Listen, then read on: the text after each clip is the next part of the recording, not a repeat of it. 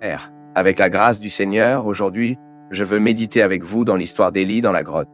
Cette histoire bien connue, qu'Élie s'est enfui et s'est caché dans une grotte dans la région du mont Horeb. Ensuite, veuillez ouvrir vos Bibles dans le premier livre des Rois, chapitre 19, verset 9. Premier livre des Rois, chapitre 19, verset 9. Le texte biblique dit: Là, Élijah est entré dans une grotte et a passé la nuit.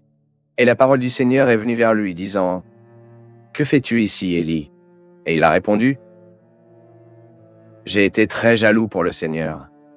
Les Israélites ont rejeté votre alliance, cassé vos autels et tué vos prophètes à l'épée.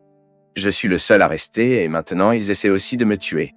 Et le Seigneur lui a dit: Sortez et restez sur la montagne, en présence du Seigneur, car le Seigneur passera.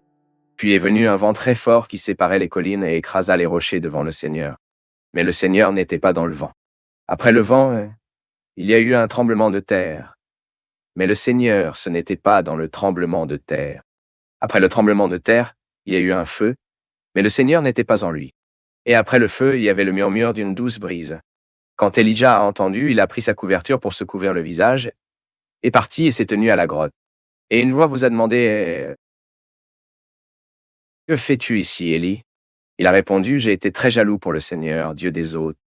Les Israélites ont rejeté votre alliance, cassé vos autels et tué vos prophètes à l'épée. Je suis le seul à rester, et maintenant ils cherchent également à tuer. Et le Seigneur lui a dit: Remontez le chemin où il arriva et venez dans le désert de Damas. En y arrivant, Anza Hazaël en tant que roi de Syrie. Anja également joue, fils de Lina, en tant que roi d'Israël. Et Anja Elisha, fils de Zaphat, d'Abel-Méola, pour vous succéder en tant que prophète. Jéhu tuera tous ceux qui s'échappent de l'épée d'Hazaël, et Elisha tuera tous ceux qui s'échappent de l'épée de Jéhu. Cependant, j'ai laissé 7000 en Israël, tous ceux dont les genoux ne sont pas, ils se sont appuyés contre Baal, et tous ceux dont la bouche ne l'embrassait pas. Jusqu'à présent. Seigneur notre Dieu, nous sommes devant ta parole et nous prions pour que votre Saint-Esprit éclaire notre compréhension, afin que nous puissions comprendre de telles vérités merveilleuses. Nous vous le demandons au nom de votre Fils Jésus. Amen. Mais d'un autre côté, c'est aussi l'un des passages qui révèle la plupart comment Dieu accomplit sa volonté malgré les limites humaines. Cet épisode d'Élias. Nous connaissons tous l'histoire d'Élie. Il était l'un des prophètes les plus notables d'Israël. Même dans le Nouveau Testament, dans l'épisode de la transfiguration de Jésus, Elijah apparaît aux côtés de Moïse, représentant l'école prophétique de la communauté de l'Alliance. Élias, dans l'histoire de l'humanité, faisait partie des personnes qui ont été témoins dans un Maïlian, la manifestation de la puissance de Dieu plus extraordinaire. Elijah a vu les morts ressuscités par la puissance de Dieu par son ministère. Elijah a vu Dieu contrôler les forces de la nature, d'abord sécher la terre, puis envoyer des précipitations torrentielles. Elijah a vu le feu descendre du ciel de la partie du Seigneur. Mais même ainsi, après tout, Élias a essayé de faire une grotte sa maison. Cela signifie que les miracles ne gardent personne debout. Il y a des gens qui pensent que les miracles sont ce qui maintient le peuple de Dieu actif. Mais c'est une erreur. Les miracles ne gardent personne debout. Ce qui garde le croyant actif à son service, c'est la communion avec le Seigneur en obéissance à sa parole. C'est ce qui maintient le peuple de Dieu dans leur poste, actif, dans leur travail. Et ici, compte tenu de ce texte du chapitre 19, le premier livre des Rois, la première question qui se pose est: pourquoi Élias s'est-il enfui? Pourquoi Élias s'est-il caché dans une grotte? Et pour nous de comprendre cela, nous devons revenir au chapitre précédent, dans le chapitre 18. Mais il est mal de penser que le chapitre 18 du premier livre des Rois est un chapitre mélancolique. Un chapitre qui montre une Élie en décomposition et culmine à l'image de l'échec du chapitre 19, d'un Élias fugitif en coin, déprimé et fugitif. Tout à fait le contraire. First Race, chapitre 18, est un chapitre qui montre Élijah à la hauteur. L'Élijah du chapitre 18 n'est même pas rappelé l'homme fragile et effrayé, avec une crise d'identité, déprimé, et porte-parole d'un discours victime caché à l'arrière d'une grotte. Dans le chapitre 18, Élias apparaît comme un homme courageux, assez courageux pour affronter le roi Ahab, le roi d'Israël, assez courageux pour invoquer tout Israël et les prophètes de Baal pour monter Carmel, brave assez pour défier ces faux prophètes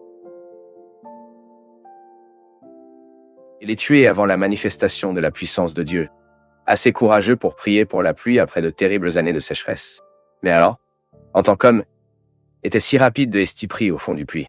De Monda Vitoria à la grotte du découragement, comment Élias s'est-il caché dans une grotte?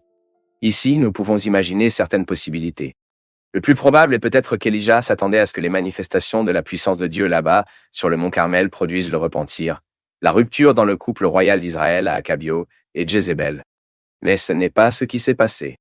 Au lieu du repentir, la méchante épouse d'Ahab a déclaré la guerre au Seigneur et a commencé à menacer le porte-parole de Dieu en Israël, le prophète Élie. Ainsi, face à ce triste scénario, il se peut que Élie ait jugé avoir échoué dans sa mission en tant que prophète. Et en fait, il a ressenti un raté, et quand il a reçu la menace d'Isabelle, il craignait pour sa vie et s'est enfui. Fuite. Ici, même quelqu'un peut demander pourquoi Jézébel a-t-il menacé Élie au lieu de le tuer tout de suite? Probablement parce que c'était la stratégie de Jézébel. Elijah venait de prouver avant tout Israël qu'en fait il était un prophète de Dieu, un prophète légitime, et si Jézébel tuait Élias, elle devrait probablement faire face au mécontentement du peuple avec l'opposition du peuple. Et ce dont elle avait le moins besoin, c'est ça. Alors qu'est-ce qu'elle a fait? Elle a menacé Elijah, peut-être destiné à le faire s'enfuir, parce que, pour Jézébel, c'était mieux un Élie caché dans la grotte qu'un martyr Élias, déclenchant l'opposition du peuple contre elle. Et la stratégie de Jézébel a fonctionné. Elijah a été menacé. Il est parti vers Beerseba. Et à ce stade, quelque chose d'intéressant, parce que la Bible ne montre à aucun moment Elijah en consultant le Seigneur.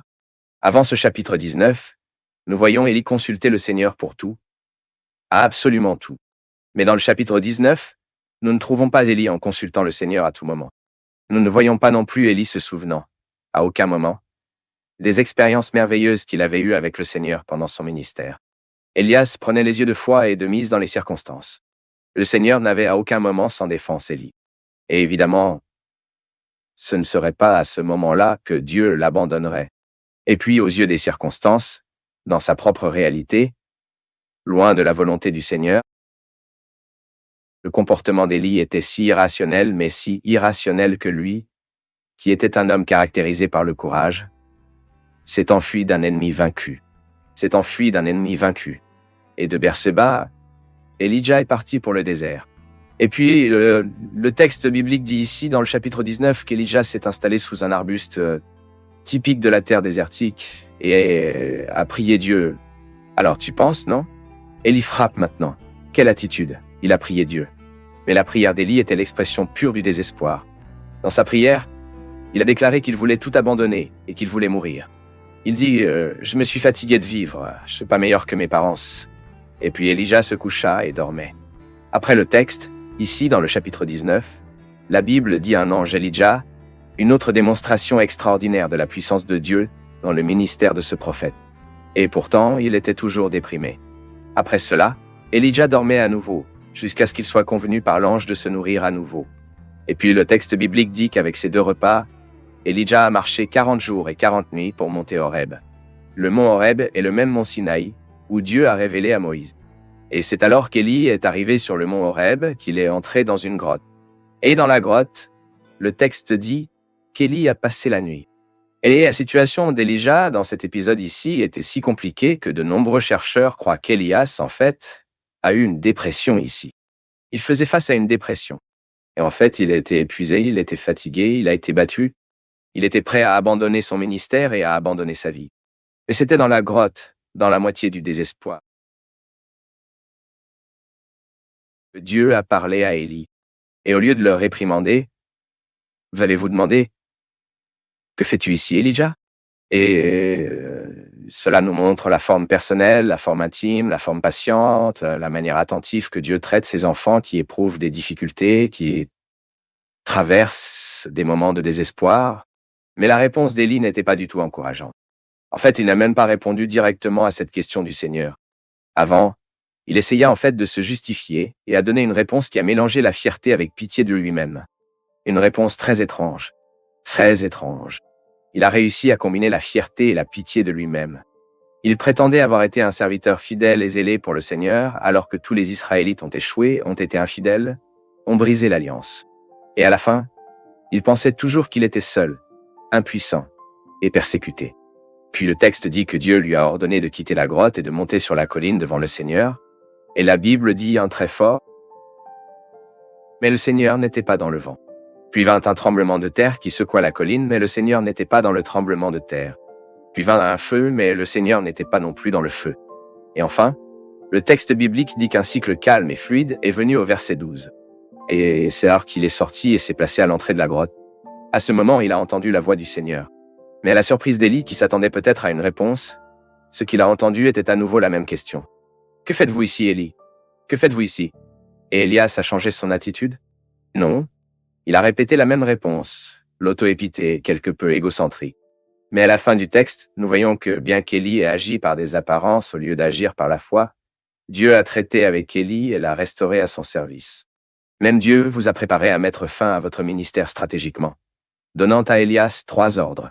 Le premier, oint Hazaël en tant que nouveau roi de Syrie. Deuxièmement, oint Jéhu comme le nouveau roi d'Israël. Troisièmement, l'onction de la jeune Élisée comme son successeur à la prophétique d'Israël. Et ces 3 ordres ont directement confronté l'état déprimant d'Élie. Pourquoi? Parce que le prophète Élie s'était enfui de peur de la menace d'une méchante femme qui était l'épouse d'un roi faible et vaincu. Mais Elijah devrait savoir que ce couple ne resterait que sur le trône d'Israël jusqu'à ce que Dieu le voulait. Parce que Dieu contrôle non seulement le trône d'Israël, mais contrôle le trône de toutes les nations de la terre. Celui qui se repose sur le trône de l'univers, comme le dit le prophète Daniel, est le même qui retire les rois et établit les rois.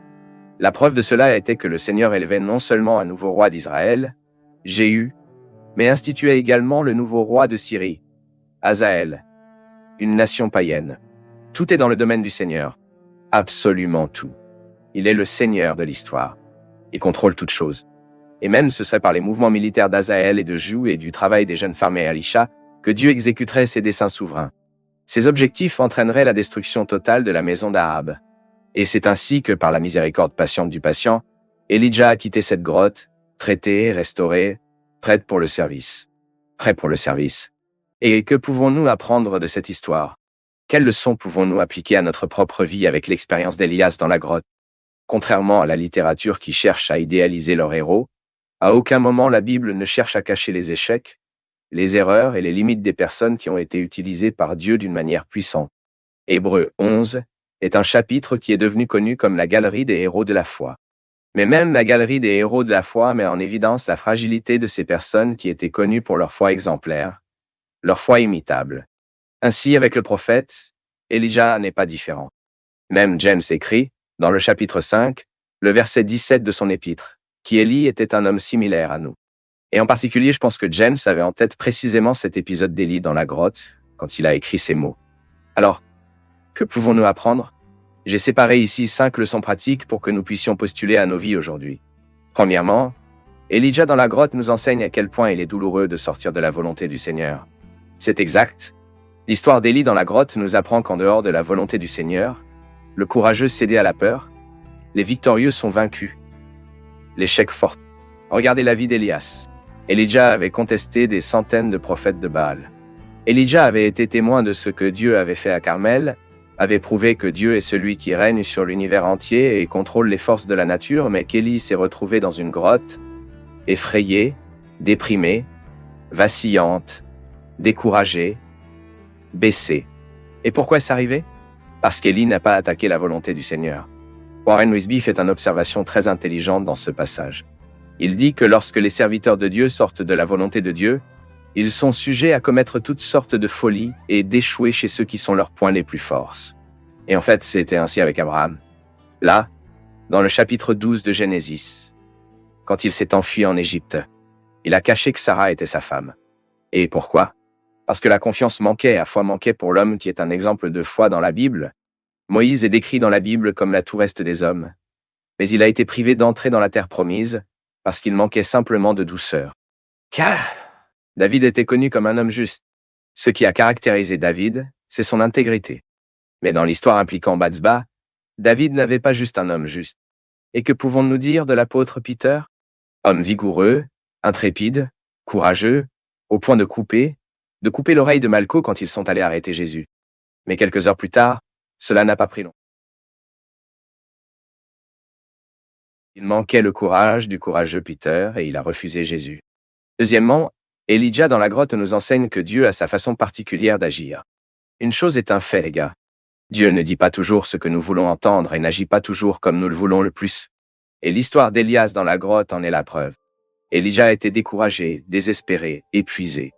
Et puis, Quand Dieu lui a finalement parlé, Elijah attendait peut-être une réponse du Seigneur. Mais ce qu'il devait entendre était une question au lieu d'une réponse. Et la même question 2 fois de suite. « Que faites-vous ici, Élie ?» Et lorsque le Seigneur a ordonné à Élie de quitter la grotte, 3 événements tonitruants se sont produits. Le vent, le tremblement de terre et le feu. Mais aucun mot de la part du Seigneur n'est venu de ces événements. Ni le vent, ni le tremblement de terre, sans parler du feu. La parole du Seigneur est venue à Élie, dans un calme, une tranquillité, une brise douce et une voix douce. Alors oui, le Dieu qui est le Seigneur sur le vent, les fondations de la terre et le feu sont les mêmes qui peuvent également se manifester en douceur dans le calme. Plusieurs fois, nous nous attendons à de grands événements et démonstrations de la puissance de Dieu, alors qu'en fait Dieu peut nous parler à travers un cycle fluide et calme. Comme le dit John Sanders, les chuchotements du Calvarie sont plus puissants que le tonnerre du Sinaï pour conduire l'homme au repentir. C'est une grande vérité. Alors analysez votre vie là-bas. Où avez-vous cherché à entendre la voix de Dieu? Et ici, nous pouvons apprendre d'Élie une leçon très importante. Parce qu'en dépit d'être un moment de faiblesse, Élie avait ses oreilles suffisamment sensibles pour entendre la douce voix du Seigneur. Alors apprenons d'Élie. Troisièmement, l'histoire d'Élijah dans la grotte nous apprend que nous ne pouvons pas nous cacher derrière les justifications. Cela ne fonctionne pas. Cela ne fonctionne pas. Dans la complainte d'Élie, il a essayé de se justifier devant Dieu. Et il a soutenu sa justification sur un discours de auto-épité. Premièrement, sous le genévrier dans le désert, il a prié Dieu pour demander à mourir. Et il a même dit qu'il n'était pas meilleur que ses parents. Mais attendez, quand Dieu a-t-il demandé à Élie d'être meilleur que ses ancêtres? Dieu n'avait pas demandé cela à Élie. Le but de Dieu pour Élie était pour Élie de réaliser le service pour lequel il a été affecté. En tant que croyant, ce que Élie devrait faire, c'est entendre la parole du Seigneur et lui obéir. Aussi simple que cela. Puis déjà dans la grotte, Élias a de nouveau essayé de se justifier. Il prétendait avoir été zélé et fidèle au Seigneur, contrairement aux autres Israélites qui étaient tombés. Et maintenant, il a parlé en conséquence, comme un prix de cela. Je suis seul, impuissant, persécuté, menacé de mort.